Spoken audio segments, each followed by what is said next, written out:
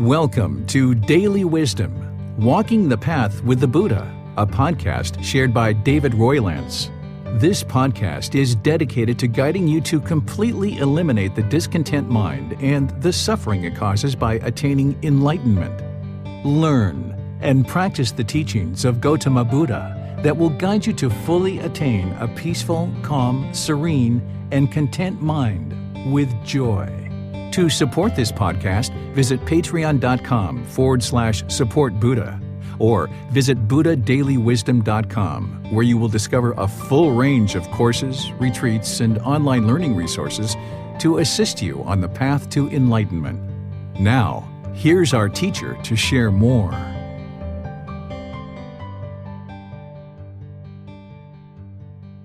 Sawadee Kap. Hello and welcome to Daily Wisdom, Walking the Path with the Buddha. Today we're having a very special and unique class. I would like to just start by wishing you a very peaceful and joyful new year as you go into 2023. Wherever you are in the world, may it be peaceful and joyful. And one of the ways to actually accomplish that is through training the mind with breathing mindfulness meditation and all the other teachings on the path to enlightenment. So typically I will join on Sundays here and have a group learning program where each Sunday I'll be guiding you through various chapters of this book one by one and help guiding you in understanding the path to enlightenment. But today, since it's New Year's Day and we're going to be restarting our program on January 8th, I thought what I would do is just come together with you live as I normally do and allow those of you guys that are used to gathering here live to join together in a meditation where we'll actually do breathing mindfulness meditation together. This is the primary form of training that the Buddha taught, and it's a great way to encourage, support, and motivate each other in our meditation practice. I didn't have anything prepared that I was planning to discuss after our meditation. As I was thinking about class today, I was thinking that perhaps this might be actually a good time to discuss things like goals, because even though I don't have anything prepared that I was planning to discuss, there's a lot of people right now that are probably interested in creating goals for the new year, and perhaps that would be a good way of discussing how do you do this without craving, desire, attachment, and also without complacency, and where do goals kind of fit in to our overall life practice. So if that's something that you guys would like to talk about, we'll be discussing that at least a bit after meditation. I'm going to open up to all questions that you guys have after meditation, but I'll just kind of start out after meditation talking a bit about goals and kind of giving you guys some guidance that could help you in this new year as you maybe start looking at areas of your life that you would like to set goals for. You can understand how to do that without craving, desire, attachment. So I'd like to welcome all of you, whether you've been joining regularly or this is your first time. Welcome to all of you. And I'll guide you guys in this breathing mindfulness meditation. And then afterwards, we can open up to any kind of discussion about anything that you guys would like to discuss. So if you'd like to go ahead and take a position for meditation, which typically is seated or lying or standing for an online class, even though there is walking meditation. If you're doing the seated position, you might be on the floor with a cushion under your rear, or you might be in a chair. If you're in a chair, usually your feet are either flat on the floor or crossed at the ankles. If you're on the floor and you've got a cushion under your rear, just lightly cross your legs, not too tight because you're not interested in hindering the circulation in your legs. The hands and the arms, the Buddha put his right hand over his left with his thumbs together, and then he put that into his lap. But there's other options here as well, because it's not about everybody putting the body in exactly the same position, because this is actually impossible. It's not possible for everybody to do exactly the same position. So you could put your palms on your thighs, your knees, maybe your palms up. If you're in a chair with armrest, you might place the arms on the armrest of the chair. Essentially, the lower body, the hands and the arms, should be completely relaxed with no muscles engaged whatsoever. The upper body, you would like that to be erect, not real rigid, but not slouched either, nice and erect. This keeps the mind attentive and alert during the meditation if you keep the upper body nice and erect. Then you would like to close the eyes and start breathing in through the nose and out through the nose. Here you're just working to establish the breath. Breathing in through the nose and out through the nose. Breathing in and out. I'm going to start with some chanting just to ease us into meditation. And if you know these chants, you're welcome to join along. If not, then I'll be back with some more guidance after the chanting.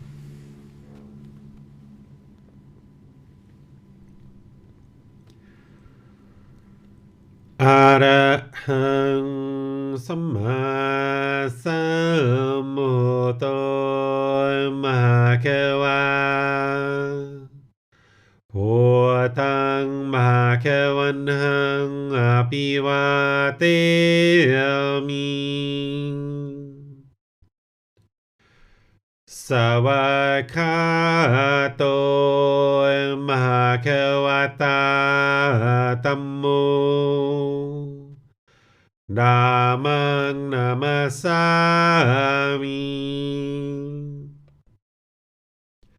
Supatipano Bhagavato Sāvaka Saṅgho Saṅghang Namami Namo Tassa Bhagavato Arahato Samma Sambuddhassa Namo Tassa Bhagavato Arahato Samma Sambuddhassa Namo Tassa Bhagavato Arahato Samma Sambuddhassa Iti piso Bhagava Arahang Samma Sambuddho Vicacaranang Sambuddho Sakato Rokavito Anuttaro Purisa Dhamma Sati Satatava Manusanam Poto Bhagavati.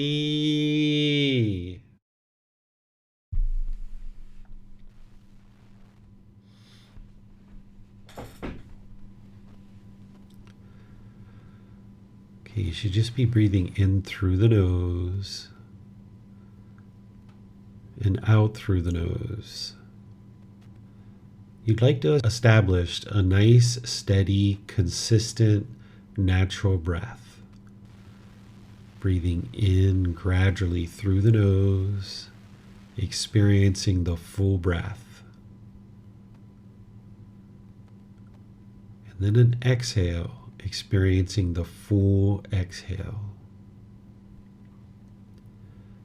Your breath isn't going to match up to the guidance that I'm providing, but wherever you get to the next inhale, wherever that is for you, take a nice, gradual breath, breathing in through the nose. And then whenever you get to your exhale, exhale gradually through the nose, experiencing the full breath. Breathing in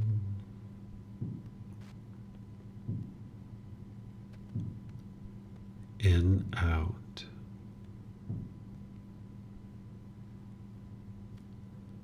Breathing in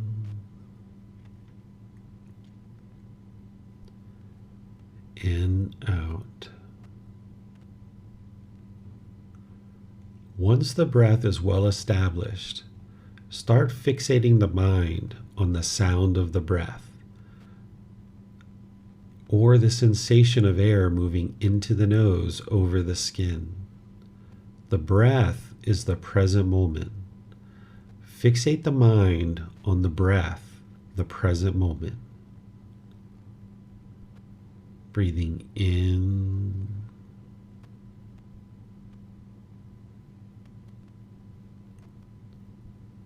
and out. Breathing in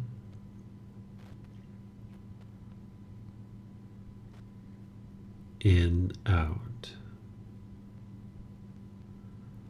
With the mind fixated on the breath, whenever you observe that the mind has moved off the breath, cut that off, let it go, and come back to the breath, the present moment.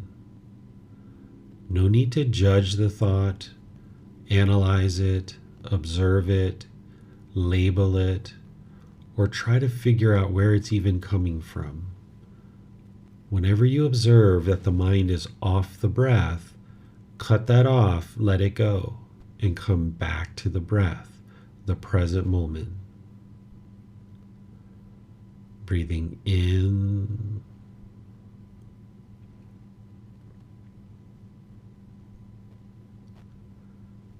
and out.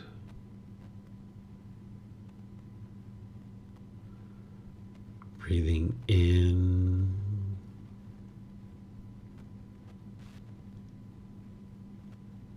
and out. I'm going to be quiet now and let you do this work of focusing on the breath. Anytime the mind moves off the breath, cut that off, let it go, and come back to the breath, the present moment. You have nowhere to go. There's nothing to do. No one needs you right now. This is your time to focus on the breath. Breathing in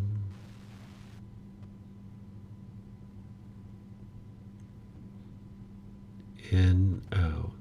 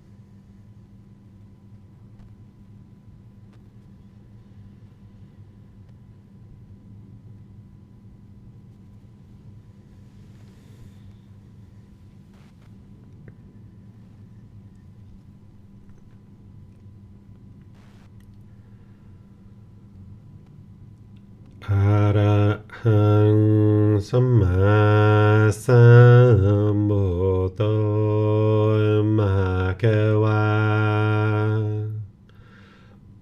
พุทธังมหะกวันหังอภิวาเทมิ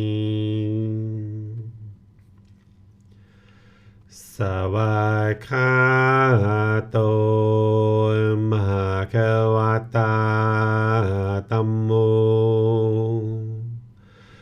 ธัมมังนามัสสามิสุปฏิปันโนภะคะวะโตสาวกสังโฆสังฆังนามามิ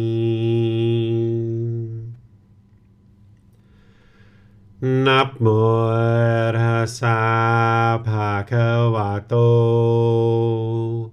อะระหะโตสัมมาสัมพุทธัสสะนะโมตัสสะภะคะวะโต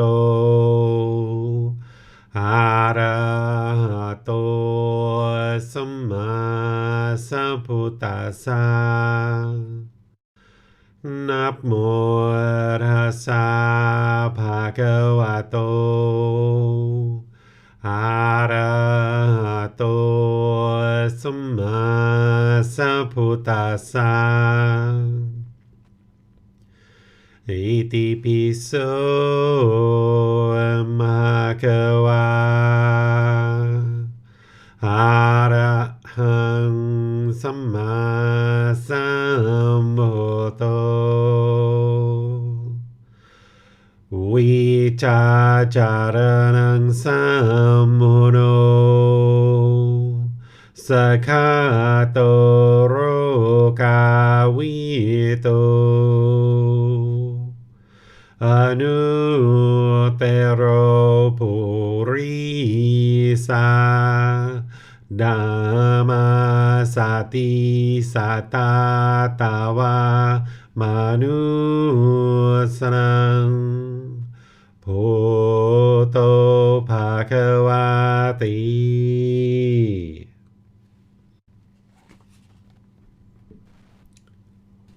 All right, if you guys would like to slowly make your way out of meditation,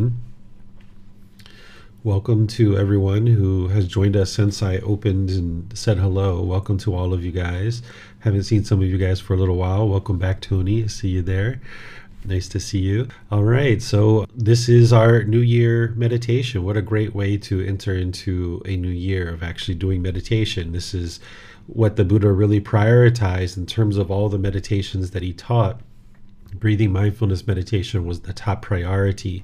There's really no other better way to spend your time than to actually be doing breathing mindfulness meditation, because this is ultimately what's going to lead to your awakening. Of course, there's all those other steps as part of the Eightfold Path that one would need to learn and practice and be able to do that on a consistent, ongoing basis. But meditation is one of the primary techniques and primary trainings that we use in order to awaken the mind to enlightenment.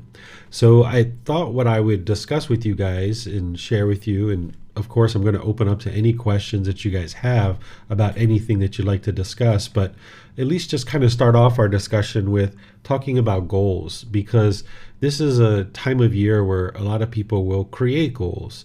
And it's helpful to have goals, but one might be curious, well, how do I create goals and not have craving, desire, attachment? And what are even the purpose of goals and things like this?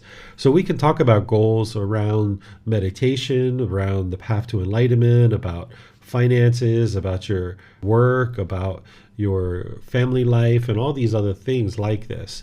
Because if we didn't have any goals at all, if we had no objectives or no way of kind of setting out what it is that we would like to accomplish in the world, then the mind can be very indifferent. It can be very complacent, and we can oftentimes become lethargic and essentially lazy. But also, if we kind of set goals and pursued goals with craving, desire, attachment, this mental longing and strong eagerness, chasing after the objects of our affection, and even beating ourselves up when we don't accomplish our goals, this is not helpful for your life either. This is detrimental, but this is tend to be what we will do. Either we'll sit around and do nothing and feel really lazy and complacent and dull, lethargic, or we'll set certain objectives for ourselves and then we'll pursue those out of craving, desire, attachment, and really running and chasing after them. But neither of these two aspects is actually the middle way and what's actually going to produce real benefits and real results in your life. What you would like to do is get to this middle way where you set goals, objectives, and interests, but you don't have craving, desire, attachment when you're doing that and when you're pursuing it. So if you didn't set any goals, there would be this complacency, there would be this lack of motivation and enthusiasm. So it's important to set goals, whether it's about your meditation practice or about attending the group learning program or attending these classes in the Polycanon English study group, whether it's about your finances, your home life, your career, your family life, whatever it is, you'll have certain needs to create goals in your life. And what I tend to do and what I have always done is I've set goals that are going to require me to do some work. If you set a goal that is like a quarter of a step away from where you are now, that's not necessarily going to be so motivating and it's not going to be really challenging.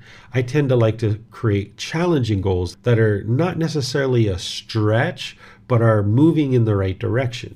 Let's just use something as simple as meditation. Let's just say you're not meditating at all right now. You have no meditation practice other than maybe coming to this class or listening to the replay and meditating with me and the other students on the replay. So maybe what your goal is that, hey, I would like to establish a meditation practice for this year. And I would like to consistently meditate once a day for 15 minutes or for 30 minutes, whatever it is. And that might be your goal because right now, maybe you're meditating 0, right? And you know that the teacher is recommending that you meditate 2 to 3 times a day for 30 minutes or more. But that's going to be challenging for you to just snap your fingers and turn that on right away. So maybe what you do is you set a goal that over the next 1 month, I would like to meditate consistently for once a day for 15 or 20 minutes a session. And now that means that you're going to be meditating 7 times a week, right? Once a day for the week and for the month, that each day you're meditating once. Now, you decide to start that today, for example. Now, it's going to be very rare that someone can set a goal and just snap their fingers and actually do it. What will probably end up happening is you'll meditate 3 or 4 times this week, right? That's kind of what tends to happen. Even though you set this goal for 7, you're not going to be able to just come out of the gates and bada bing, bada boom. You're actually at 7 for 15 minutes, like right on target. That's not the way that the mind functions. The mind is used to perhaps this complacency or this dullness or this lethargic condition. So in order to move it forward, you might set this goal of 7 times in a week, once a day for 15 or 20 minutes. But what you'll probably end up experiencing on the first week is 3 to 4 times is probably what you'll get. And what we tend to do in that situation is we tend to beat ourselves up and we tend to degrade ourselves and think negatively like, I can't do this. I'm no good. I didn't get to the goal. I'm just going to give up. Right? And this tends to be what happens at this time of year is we set all these different goals. They're really far reaching. We don't really accomplish them the first week or 2, and then we just give up because that negative self-talk takes over. But what you need to understand is that you're not going to be able to go from 0 to 100 miles an hour in the blink of an eye. So understand that whatever your goal isn't to be able to do that today or tomorrow. You're setting a goal that over the next 1 month, that within the next month, at some point, you would like to get to the point where you're meditating once a day for 15 or 20 minutes a day. And now you're going to take 4 weeks to build up to that. And you realize it's going to take that time to build up to it. So now maybe the first week you do 3 or 4 sessions. Okay, well, rather than beat yourself up about it, think positively. Well, I was doing 0 sessions Now I'm doing 3 or 4. That's better. It's still not 7, which is what my goal is, but it's better than 0. So, hey, I'm making progress here. I'm moving in the right direction.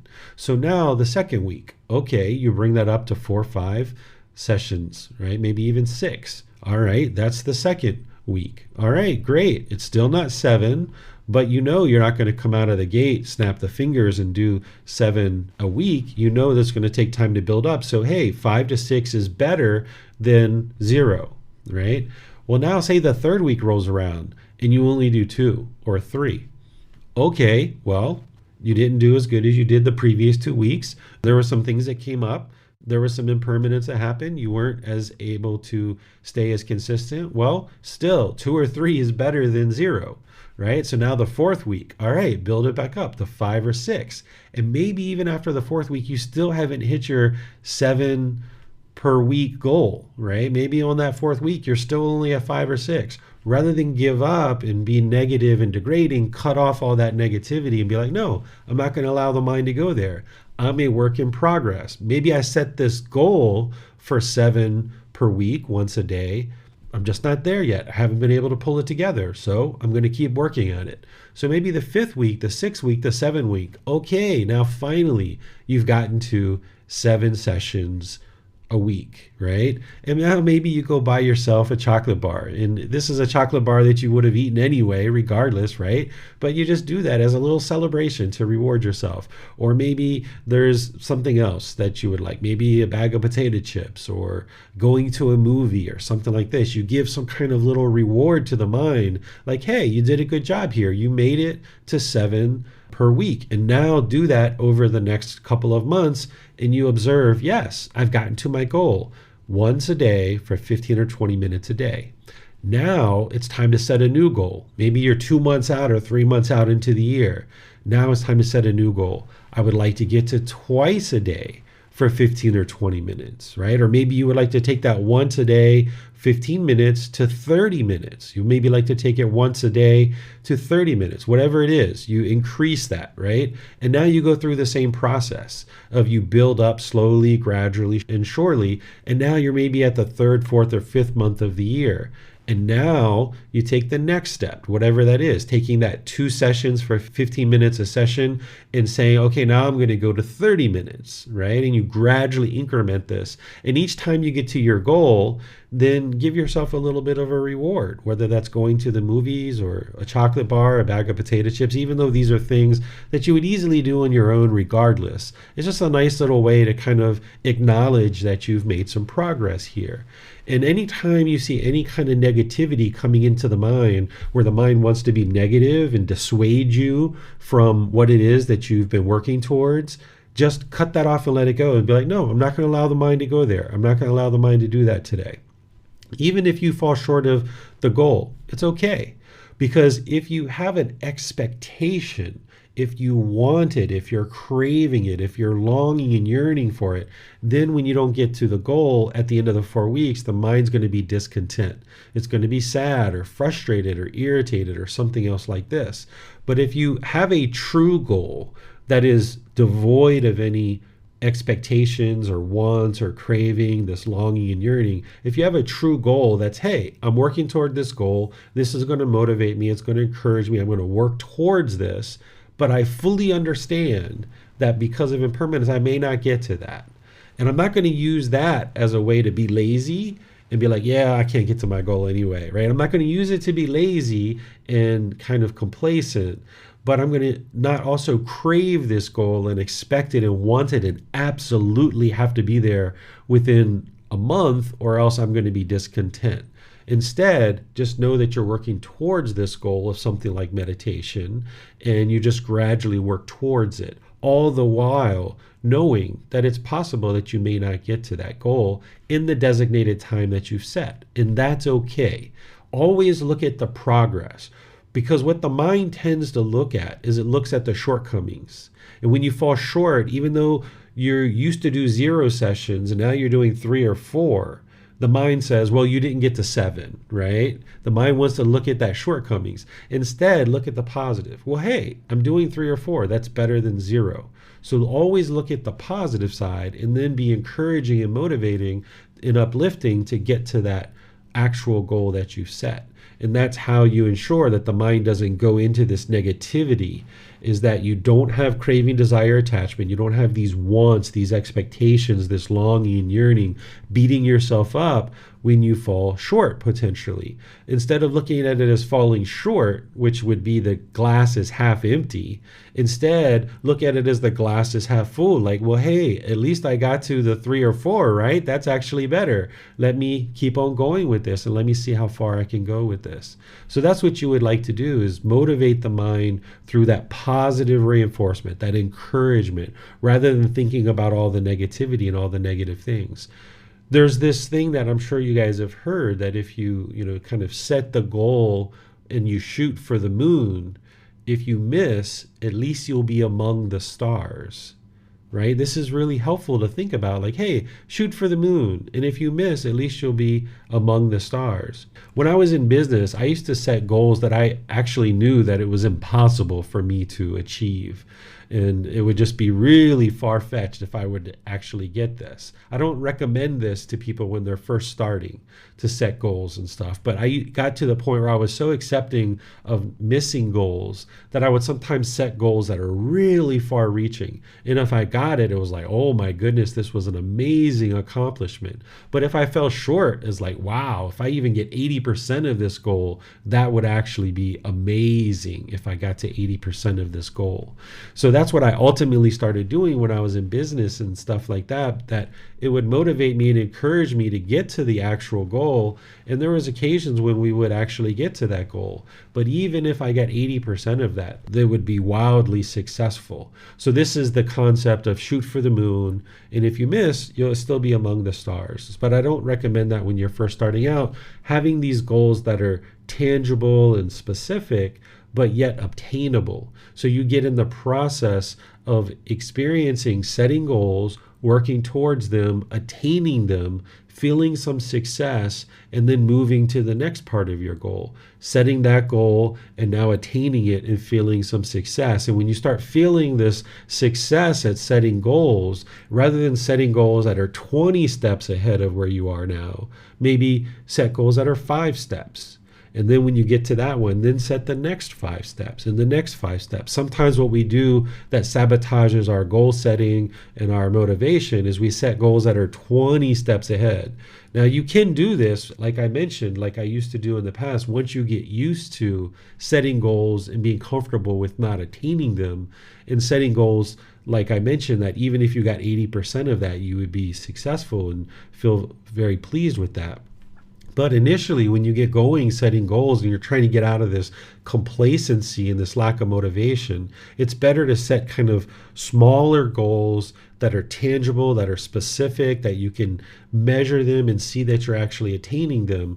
And then once you get to that, whether it's a couple of months or 1 month down the road, then set the next goal and move the measuring stick out further, rather than setting these big, far-reaching goals from the very beginning. So I'll just pause here. Like I mentioned, I don't have anything prepared to really share with you guys. We can talk about this topic of goals or anything else that you would like to talk about. You can put this into Facebook, YouTube, or Zoom, or raise your hand in Zoom electronically, and we can discuss anything it is that you guys would like to discuss. Yes, sir. I see that Max has his hand raised. Let's go to him for his question. Thank you, Miranda. Thank you, Teacher David. In your if someone were wanting to increase their meditation practice, is it like for someone that maybe has limited time, is it best for someone to increase, like, let's say they only had a half an hour a day, would it be best to, let's say, split that up into 3 meditations, like 10 minutes, 10 minutes, 10 minutes, morning, afternoon, and evening? Or is it better for them to maybe have one session, let's say at night, that was like a half an hour? Getting in the habit of meditating and having the propensity to actually choose to do that on a regular basis is really helpful. And also the frequency is actually more helpful than the duration. So if I only had 30 minutes a day that I knew that I'd be able to meditate, I would probably split that up into 2 sessions for 15 minutes each, kind of morning or evening or what have you. And then what you'll notice is once you have those anchor points, you'll tend to kind of create more and more space in your life that you can then expand those. So if it's 3 sessions that you would like to ultimately get to, and you would like to split it up into 10 minutes each time, go for it. You can do that. And in that situation, I probably wouldn't do the chanting, because the chanting takes about 2.5 minutes on the way in and the 2.5 minutes on the way out. So that's 5 minutes right there. So you might just choose to do chanting on the way in, or no chanting at all, right? There's times when I do that where I'll just do chanting on the way in and I won't do chanting on the way out. Or sometimes I just don't even do chanting at all, even at the beginning. Maybe if Bailan's in here sleeping, or if I have a headache or something like this, I may not chant at all. I might just go into meditation. So having that frequency is really important, and making the choice that, yes, I am going to meditate now. And then when you have those anchor points, 2 or 3 per day, no matter what amount of time it is, even if it's 5 minutes, you'll have a tendency to open that up and provide yourself more and more time. And that's where you'll see that there's more and more progress to the mind, that when you can get to 2 or 3 sessions for 30 minutes or more, that's where you'll see a significant amount of progress. But that's not to say that twice a day for 15 minutes a session isn't productive. That's wildly productive. I think I might have done something like that for like the first 6 months or a year or so as I was training the mind, that I was working my way up to building to 2 or 3 per day for 30 minutes or more. So even if you can get 5 minutes here or there, go for it. It's not like, it's not 30 minutes, it's not going to be beneficial. Even if you can get 5 minutes, go for it, take it. Sometimes I would start meditation thinking that it was going to be 5 minutes, and I actually had more time, and I just was able to keep on going with it. Then there were other times where I sit down and I think it's going to be 30 minutes, and it was only 5 because I needed to go take my son to school or something like that. So this is the impermanence of your meditation practice. So setting your goals is important, but don't be fixed on them. But definitely, max frequency is, in my opinion, more beneficial than the actual duration. Okay, thank you, sir. Mm-hmm. You're welcome.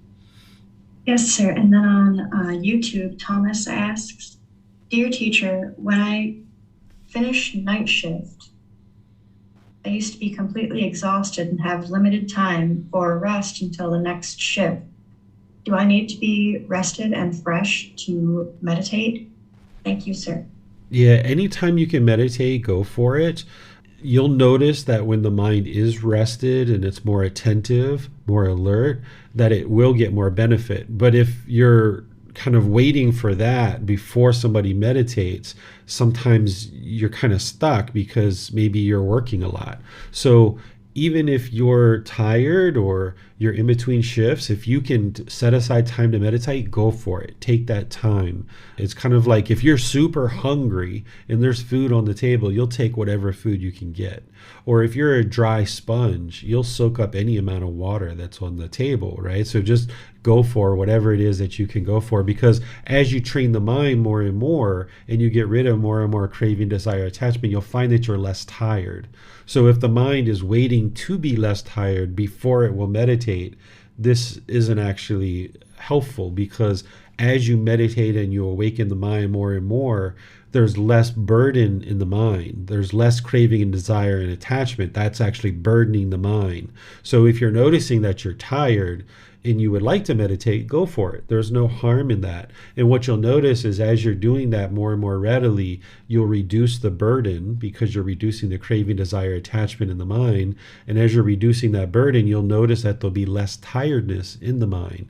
But oftentimes when people first get started with their meditation practice, the first 3 to 6 months or so, or maybe longer, you can actually feel quite tired during meditation or afterwards because there's so much pollution in the mind, and the mind is actually working in meditation. People think meditation sometimes is easy that have never tried it before. They just see somebody sitting there with their legs crossed and with their eyes closed and breathing, and they think like, wow, it must just be so easy to just sit there. They think their people are asleep, right? But really inside the mind, there's a lot of work that's going on in there, observing the breath, observing the breath, observing the breath. It goes off, cut that off, bring it back. It's a very simple instruction for breathing mindfulness meditation, but there's a lot going on in the mind, and the mind's not used to this. The mind's used to holding on to things and chasing after things. So when the mind moves off the breath and you cut that off and let it go and bring it back, this can be very tiring for the mind the first 3 to 6 months, but this is normal. So you kind of get over that hump eventually, where you kind of have broken through enough of the pollution of mind that you'll feel more uplifting feeling after meditation. It may take a year or so, depending on how much pollution you have in your mind, to feel that uplifting experience. So initially, you might feel like you're hitting a brick wall, that there's even more tiredness that is occurring during the meditation and afterwards, but that's just a temporary thing. So if you do notice that, don't worry about that. Just keep being dedicated to the practice. 3 months, 6 months, a year, you'll get over that hump. And now you've done all that work to eliminate more and more pollution. And now there'll be more uplifting in the mind. The mind will be more tranquil. Thank you, sir. I see Tony has his hand raised. Let's go ahead for his question, please. Thank you, Miranda. Teacher Dave, what are your thoughts on meditating before going to bed, like laying down, going to bed and meditating and then falling to sleep? I think it's excellent to meditate prior to sleep, but it's important that you do that before the mind gets tired.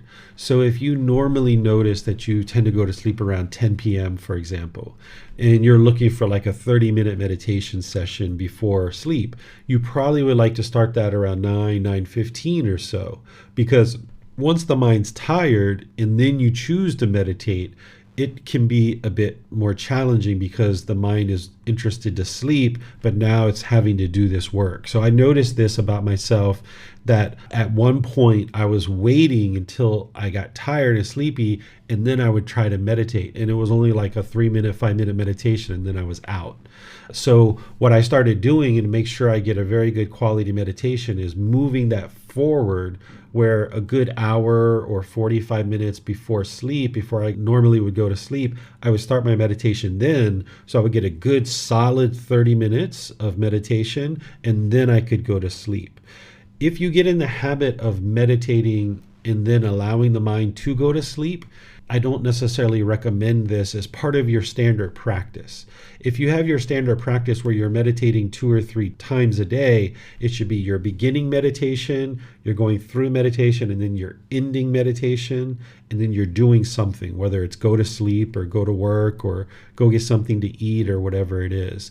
If you get in the habit of starting meditation, and then as you meditate, you gradually drift off to sleep, and this is one of your main meditations, then the mind gets used to essentially becoming complacent and dozing off in meditation. And what you'll end up finding is that you're training the mind to look at meditation as a way of dozing off and going to sleep. So even in times like in the morning or the middle of the day where you're trying to meditate and then start your meditation, meditate, and then finish, the mind will tend to get sleepy during that time because it's used to kind of doing this at night, where it starts meditation and then dozes off. So what you can do is you can still have your 2 or 3 meditations where you begin, then you train the mind, and then you end, and then you do something, whatever that is.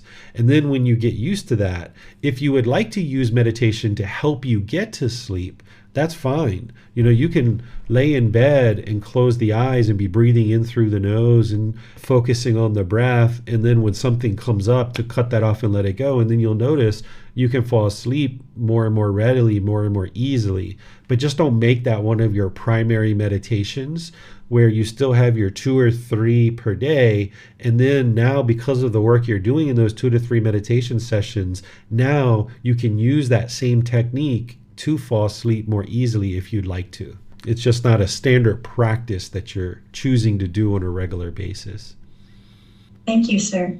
To go back to Thomas's question, sort of, when we are doing that maybe evening meditation and we are tired, physically or mentally tired, and we use the different meditation positions to kind of wake the mind back up, keep yourself from falling asleep during this meditation, maybe switching from seated meditation to standing or walking, something like that, sir?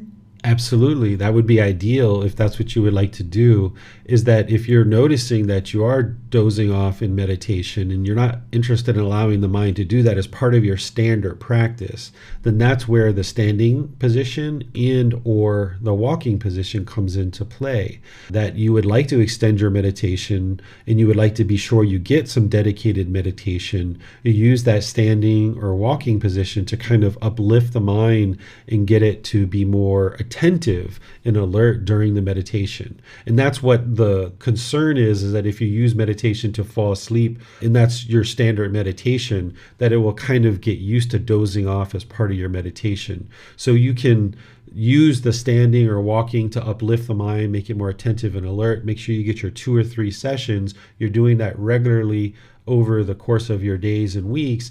And then the benefit is that having trained your mind that way, that if you lay down and you notice that the mind's a little bit active and maybe it could potentially be a little bit challenging to fall asleep, hey, start focusing on the breath and clear the mind as you're falling asleep. And now that's something that you do occasionally in order to help with sleep and get the mind asleep. And that's because of the benefit of having trained the mind to 2 or 3 sessions previously. So that's what that standing and walking position is for in some respects, is to uplift the mind and help it to ensure that it doesn't fall asleep. And that walking position is also good if you notice that the mind is overactive and there's too much energy in the mind, and the last thing you're thinking about is sitting down to meditate and being in one spot. If you notice that there's overactivity or anxiety in the mind, you can do walking meditation to get the body moving, and this will tend to kind of satisfy the mind a bit, and you're still getting your meditation in as well. Yes, thank you, sir. Mm-hmm. In my own practice, there are times where certain muscles are sore and things like this, and I tend to use lying meditation to kind of make the body more comfortable. Is this, I guess, not okay, but is this a wise thing to do, sir?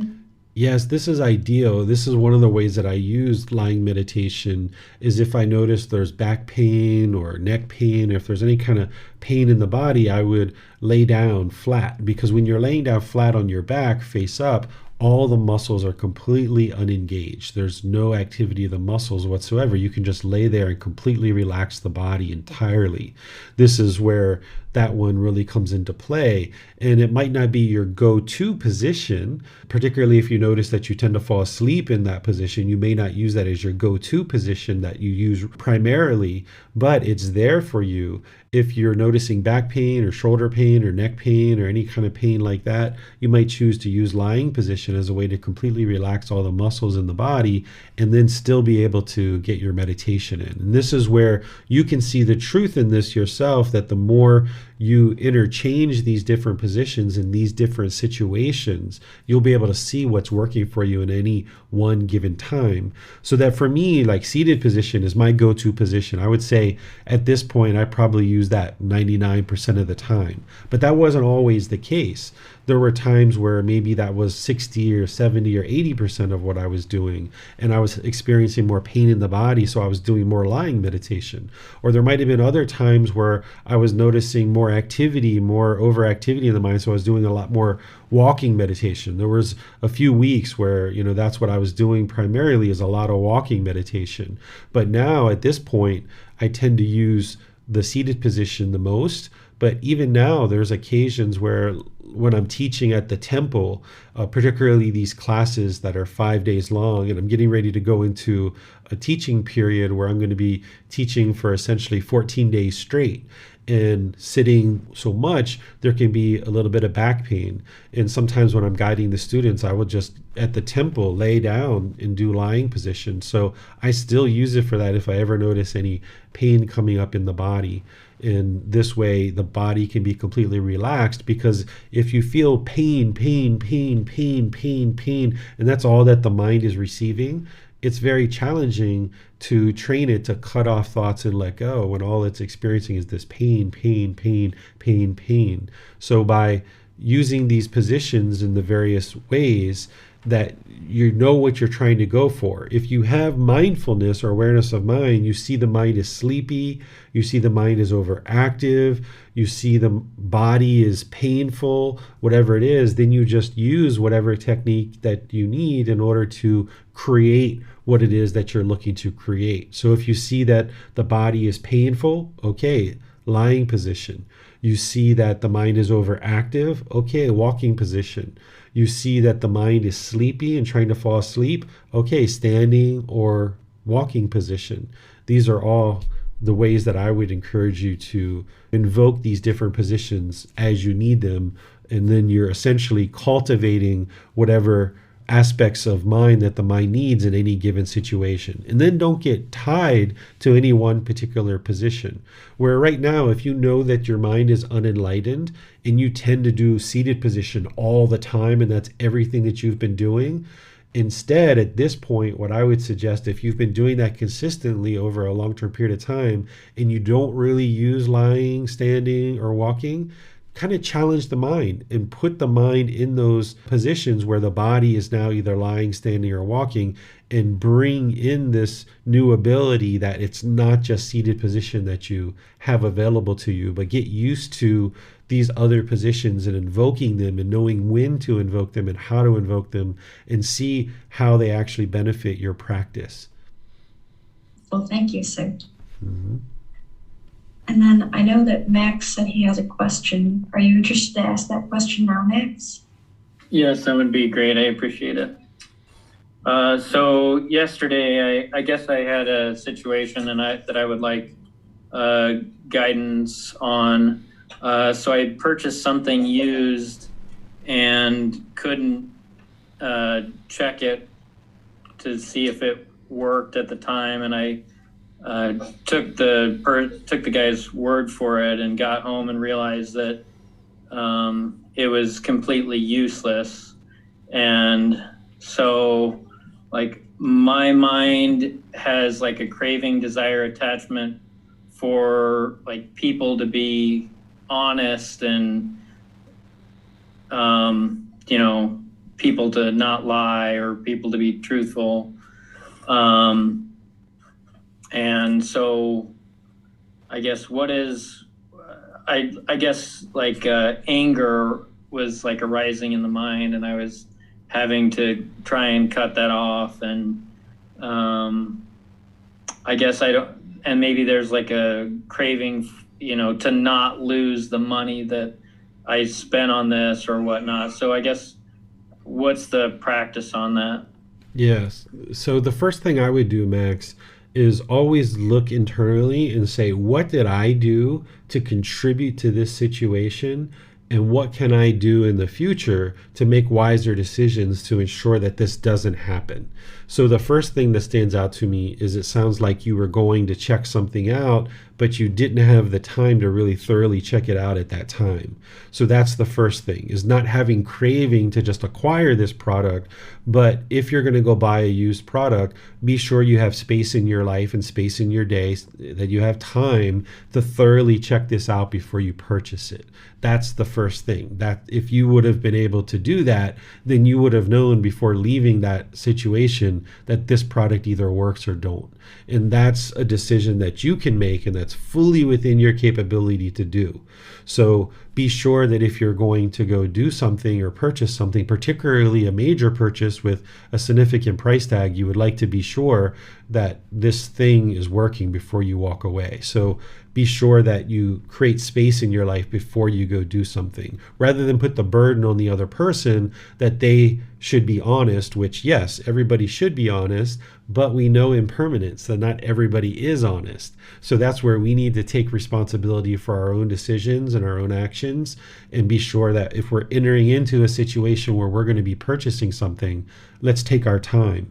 Even purchasing something brand new, when you go into the store, there's in America, there's typically, 3, 4, 5, 10 different options, and you've got to make a wise decision about which product am I going to purchase here. And you might need to take your time to read the products, talk to the salespeople, make sure that it's a good, informed decision. So anytime you're purchasing something, understand that you worked hard for the income and the money to be able to purchase this, and whatever product this is that you're purchasing, whether it's for your home life or your children or your family or work, it's going to need to be beneficial for you. So there was all those hours put in to work and acquire the income, and now this product's going to be impactful for us and helpful in our home. So let me take this 30 minutes, or let me take this 1 hour, or whatever it is, to be sure that I'm making a wise decision about what product I choose to purchase. So that's the first thing, is always look at what can I do to make this situation better. Did I look thoroughly enough on the internet and research this product? Did I look at this person's reviews? Did I give myself enough time to drive there and talk to this person and evaluate the product? Always look at your own actions, because we can't control what other people do. All we can do is control our own decisions. So that would be one that I would suggest that you look at firstly. The second thing is that, I don't know if you've done this yet or not, you didn't mention this, but there's no harm in you contacting this person to talk to them and say, hey, I really apologize to need to contact you.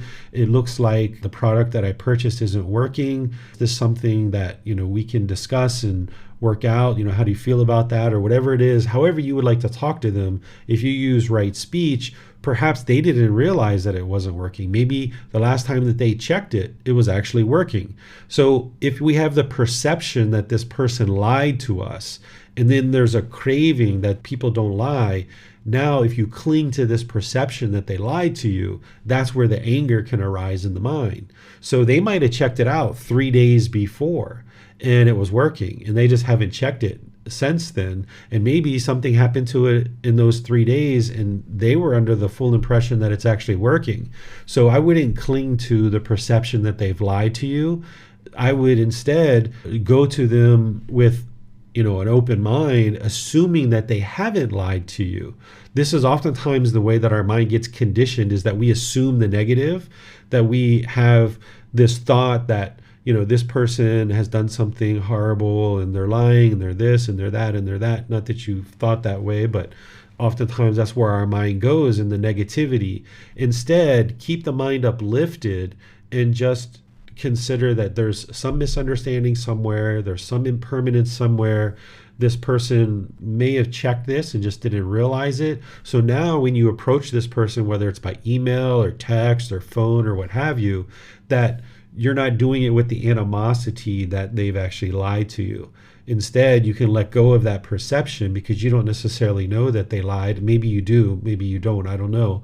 But if you don't know 100% sure, then you would like to let go of that perception and just work on truth. All you know is that you showed up to this house, you gave the money, you took the product, you got home and it wasn't working. So it could have got jostled around in the car and then it got broken on the way. We don't know, right? There's all kinds of impermanence in the world. But if you would like to reach out to this person and talk to them and see if you can come to some conclusion, you'll be much more successful in that if you don't have the anger in the mind. And if you feel like there's the potential of anger arising, for example, if you call them and you feel like, oh, I might get angry in this situation and that wouldn't be wise for me, then it might be better if you do it by text, or it might be better that you do it by email. This is what's wonderful about our methods of communication now, that if you're in the process of training your mind and you don't yet have control of the mind, and you know that anger can arise, the last thing you'd like to do is show up to this guy's house and start talking to him about this situation, because in that situation, your anger might get the better of you, where you may not even decide to call him on the phone because there the anger can arise. And that's where we've got text messaging, we've got email, we've got other methods of communicating, that now you can kind of put some distance between you and the situation, you and that person. And now you can maybe more readily think this through, that you send a nice, polite, kind message, you see what they send back, and then you sit with that for a few hours or a few days, and you think about it and whatever you need to do. If you feel the anger arising based on what they've sent back, you know that they're not causing the anger, it's something in your own mind.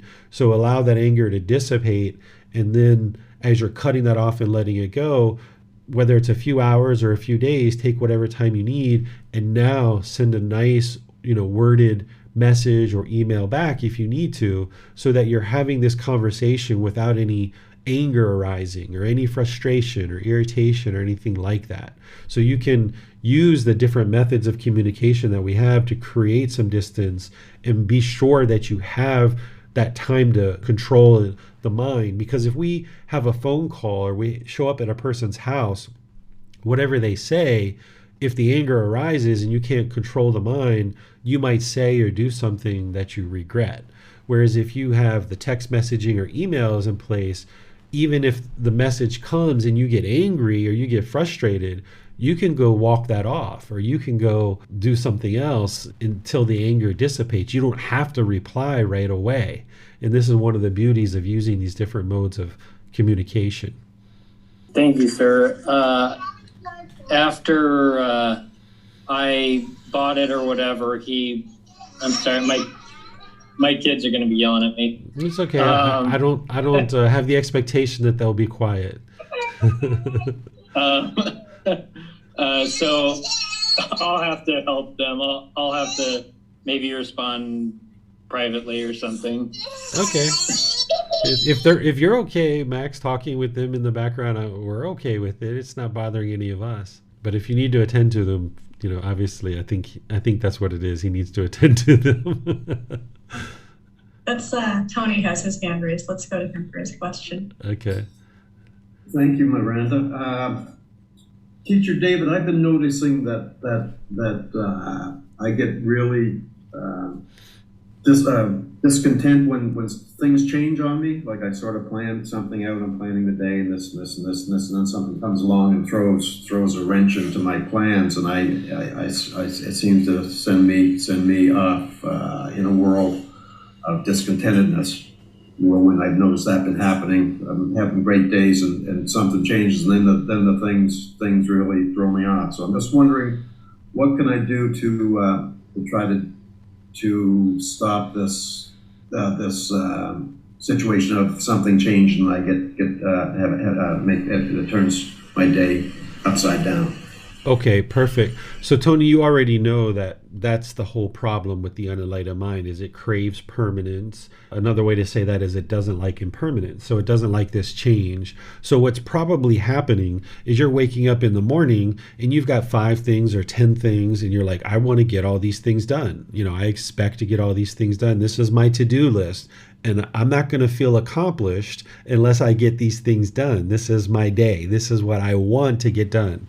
And this is the mind setting itself up to fail. It's kind of sabotaging itself. So that's what a goal would look like, where there's craving, desire, attachment involved, where it's like, hey, I don't feel accomplished if I don't get my 10 things done. Or, this is what I want to get done today. Instead, what you do is you wake up in the morning, you're like, all right, well, my goal, what I would like to get done, what I would prefer to get done, what I have an interest to accomplish today is these 10 things. But tell yourself, it's not necessarily going to happen. I might only get one of those things done. I might get two of those things. I might get four of those things. I might not get any of those things, because you might be having this conversation and this goal setting in the morning of the things you're going to do today. And then right after you're done with that, you might get a phone call that something's wrong with your car or something's wrong with a family member. And you might end up, at a hospital or at an auto mechanic shop, or you might be on your way to accomplishing your first to-do item today and you have a blowout of your tire. This is all impermanence. So when you're doing that to-do list in the morning of the things that you would like to accomplish in a certain day, there's no harm in setting out things that you would like to accomplish in a given day.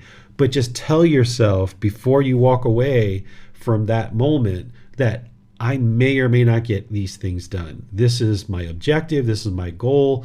I'm going to set out to accomplish these 10 things today, but more likely than not, I'm not going to be able to accomplish all 10 of them.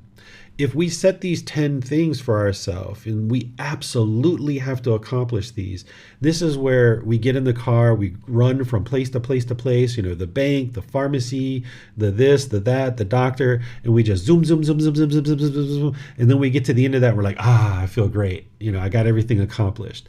But in the process, boy, we were zooming around town just, at a breakneck speed, not really enjoying the present moment, just because we're craving to get this list of things done. So instead, you set up the goal for yourself like, hey, these are the 10 things that I'd kind of like to focus on today. And if I don't get any of them done, then I'll move those to tomorrow or the next day or the next day. So you might just get 2 done, and that's fine. That doesn't mean you're a failure. That doesn't mean that you've done anything wrong.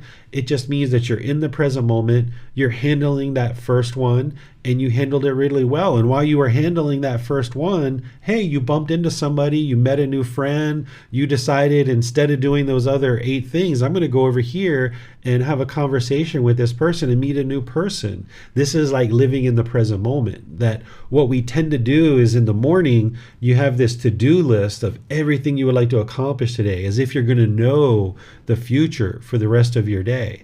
But you didn't know that you were going to bump into a brand new person that you would like to sit down and talk with today. So by letting go and not clinging to this to-do list, it leaves you open to be able to experience any number of new things along your journey. So rather than think about your goal is to get to the end of this list and that's where I'll feel accomplished, instead, set up in the mind that your goal is to enjoy each individual moment, enjoy the journey, and whatever happens along the way, you'll just be completely content with that. And you fully know that you might only get 1, 2, or 3 of these things done today. And that's okay. And get used to accepting that as that's the normal way that things are going to happen in your life. You're not going to be able to set 10 to-do items every single day and every single day get all 10 of those done. That would be permanence. That's what the mind wants, but you've got to train the mind that that's not what it's going to get. So there's no harm in having these to-do items and setting that up early in the morning before your day, but then just fully understand that it's most likely not going to happen the way that you've envisioned it at 8 a.m. in the morning or 10 a.m. in the morning. It's very rare that we envision our day at 8 a.m. and it goes exactly the way that we intended. Thank you, sir. Yeah, you're welcome. So don't even let the mind cling or hold on to that. As soon as you see the mind doing that, just be like, nope, it's not going to happen that way. Wonderful, sir. Thank you. I see that Max has his hand raised. Let's go to him for his questions. Thank you. So back to the situation. So the guy that I bought this item from ended up blocking me after I purchased it. So I assume he knew that it wasn't bad and he didn't want me to contact him after I purchased it. But I ended up finding like his girlfriend's, like his girlfriend's account and messaged her and just said, hey, your boyfriend sold me an air compressor is what I bought, an air compressor, and it doesn't work. I don't know if I could get my $40 back. And I don't have an expectation of getting my money back, or I don't have an expectation of them replying or whatever. And so I just kind of left it at that. And I mean, I do have, like, he did give me his address, and that was probably a mistake. I could only assume, but someone that has, I guess I don't want to assume that, whatever, he blocked me or whatever, but, just showing up at someone's doorstep, and maybe that's putting myself in a situation that, even if I were to, if I maintain my calmness, maybe just showing up on his doorstep would create an environment that would be potentially dangerous or whatnot, is the one thing I thought of. And then kind of the next part of this question is, I basically chalked it up as, okay, well, it was just $40, not a big deal.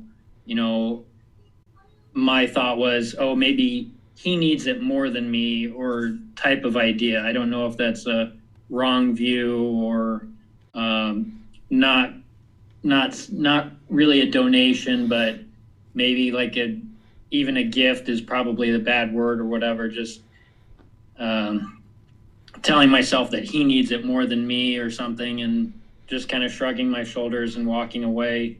I don't know if that's the right way of thinking about it. Yeah, so that's great that you're looking for ways to think about it other than I lost my money or he stole my money or something like that.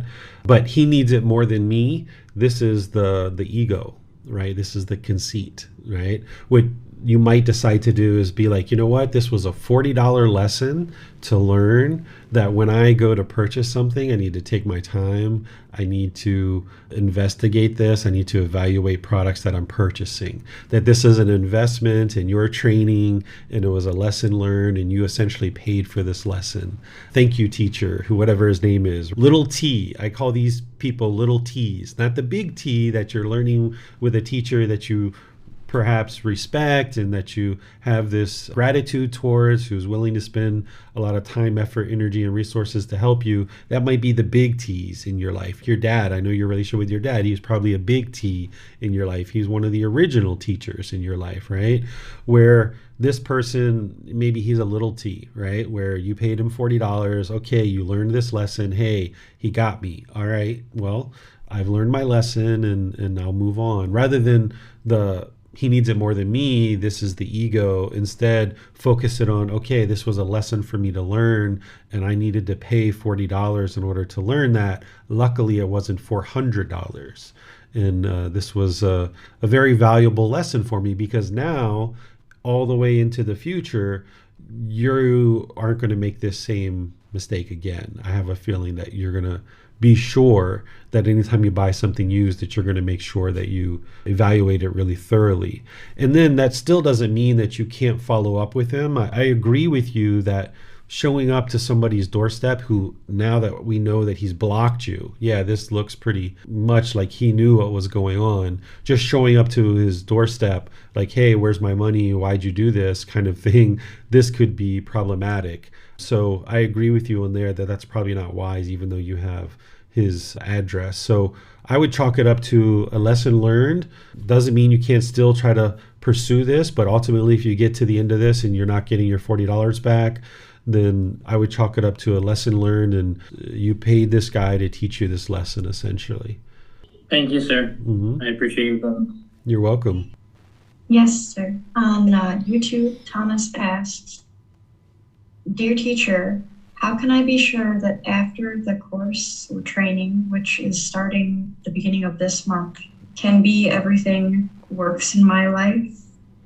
Okay, so going through the 7-month group learning program doesn't mean that you're going to have your life completely sorted out within that 7 months, right? A lot of people are taking that program more than one time. They study that 2, 3, 4, 5 times. I've taught it 5 times now. I think this is the 6th time that I'm teaching it. And there's actually students who've taken it all 5 times, and they may even be planning to take it the 6th time as well.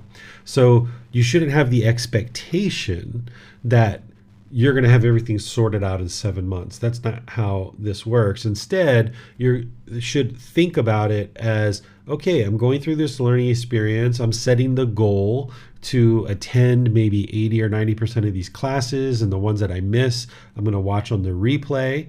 All right, that's an attainable goal, right? And then that as you're learning, you're going to gradually implement the teachings that you're reading in the book and that you're learning in the classes. You're going to gradually implement those as you can, and as you need personal guidance, you'll get that guidance in all the different ways that you know about to get that guidance. But then realize that you're going to probably learn about 10 or 20% of what you actually need to learn in that one first go through of the group learning program. There's actually research that shows whenever you go through a new learning experience, you only truly gather about 10 or 20% of what's truly being offered in that learning environment. And then when you go through the second time, you get like 40 or 60% of what's being offered in that learning environment. And you go through a third time, you're getting like 80 or 90%. So don't put the pressure on yourself or the expectation that you're going to have everything sorted out in your life in those 7 months. But instead, look at it as a lifelong journey. And this is the first 7 months of that journey where you're going to gradually learn. And you're going to learn what you can, but you realize you're not going to learn it all. There's nobody that has ever gone through the group learning program and in 7 months they learned everything. It's just not possible. There's too much details in that program that you would be able to absorb every last little bit of nugget.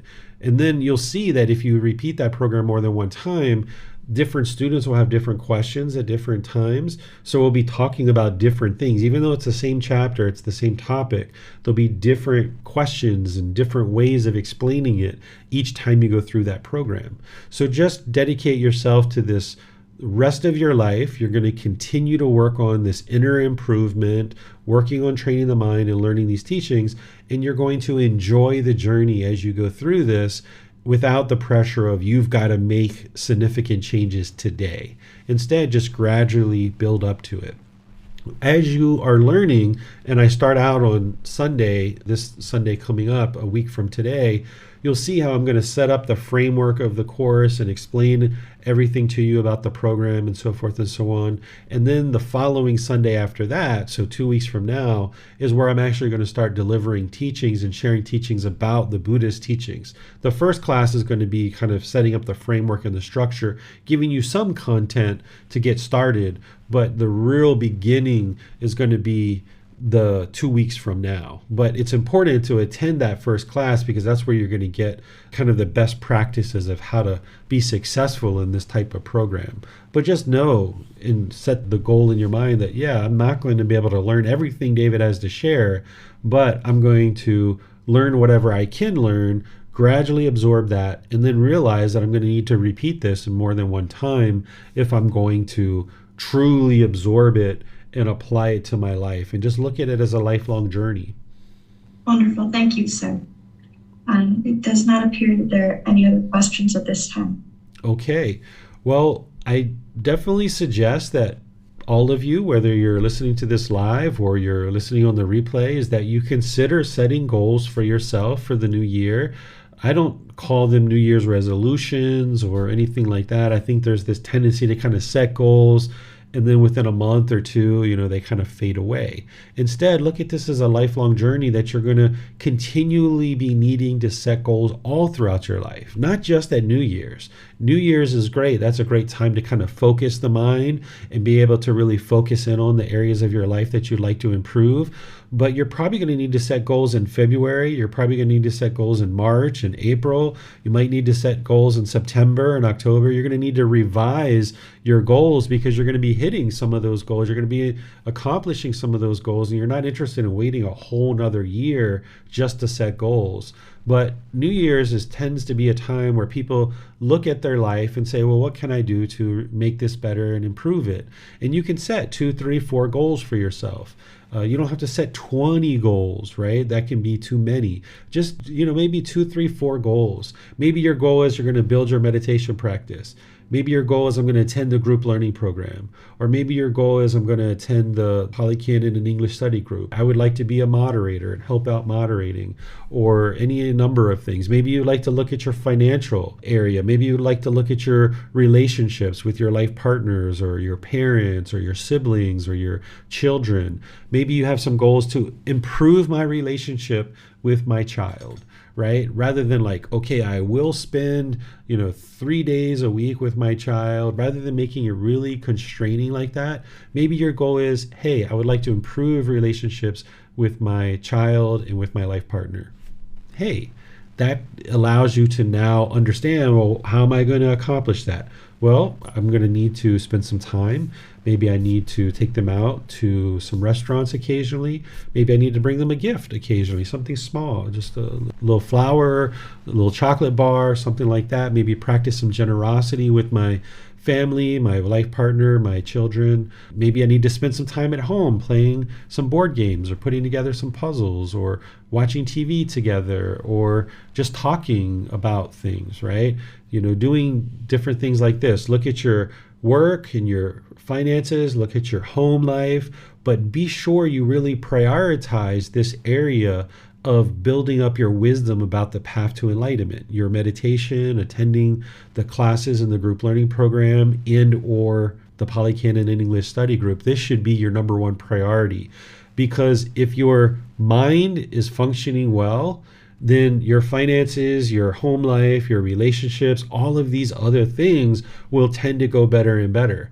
You're not going to be able to focus on all these other goals that you might set for yourself if you're not taking care of your own mind, right? So just like we need to clean our body and brush our teeth every day, we need to also clean our mind every day. So it's important that you prioritize reading the book and coming to classes and doing meditations and things like this. And it doesn't mean that you're going to be able to do that full out. You might need to, just spend 10, 15 minutes a day or 20 minutes a day just doing a little bit of reading, and then a little bit of meditation, and then gradually increment meditation more and more. But I don't suggest sitting down and reading like an hour or 2 hours or 3 hours a day. This is too much for the mind to take on. I still read the Polycanon actually, and I tend to read even to this day just 15, 20 minutes. If I read 30 minutes, that's like a lot for me to read at one time. I tend to not even do that. I just still read 15, 20 minutes a day. That's what I did as I was learning the Polycanon. There would be times where my mind wanted to read for an hour or 2 or 3, and I would have to restrain the mind. Or there were times when I sat down thinking I was going to read for 30 minutes even, and I would read like the first 4 or 5 paragraphs and be like, whoa, that's deep. I got to think about that. And I was only reading for like 3 minutes or 5 minutes, and I would push away and I would sit with that for a few days before I went back to reading. So understand that you can have these goals and these objectives and these things that you would like to do, but then don't stay tied to that. You got to be in the present moment. So when I would sit down with a goal to read and I was planning to read for 30 minutes, and then that was my goal. And now when I started reading, whoa, in the present moment, I just read something that this mind is going to need to think about. And I was only reading for 3 minutes. Hey, it's okay. I'm going to let go of that idea of reading for 20 or 30 minutes. I'm going to let that go because I need to sit with this. I didn't realize I was going to be interacting with this deep level teaching that I just read in the Polycanon. And rather than stay tied and push through that and stay tied to that 30-minute goal, I'm going to just sit with this 3 minutes of reading that I just did. That was really impactful. I need to think about that for a while. So that's the way you would like to manage your life, is always reside in the present moment, that when you're waking up in the morning, you might set out for certain goals for that day, but then just stay in the present moment. And what do I need to be doing in this present moment to improve your work or your finances or your home life, your relationships? And of course, always prioritizing your development of your own mind, because as you're prioritizing that, all the other stuff will be made so much easier. And oftentimes when we get busy, we tend to let go of coming to class, or we tend to let go of the meditation, or we tend to let go of those things that are actually helping us to do really well in life. So we tend to eliminate those. And now we get to this experience where things start to crumble in our life. Or the other situation that happens is things can be going and being a bit challenged in our life, a bit stressful and a lot of anxiety. Then we can get up and running with going to these classes and meditating, and things can be going fairly well. And then we kind of stop doing those things. And then our life starts to get stressful and problems in our life again. We're like, why is everything falling apart?